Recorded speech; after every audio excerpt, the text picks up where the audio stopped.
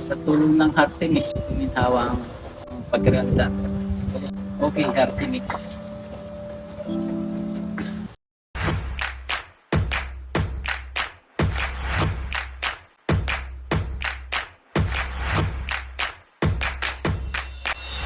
Alfredo Gomez Nicasio, 51 years old.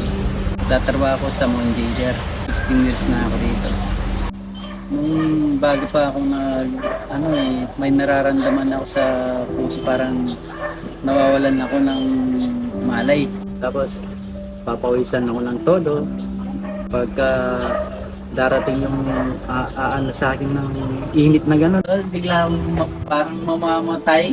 Yun, awa ng Diyos, uminom ako ng Hearty Mix, nawala.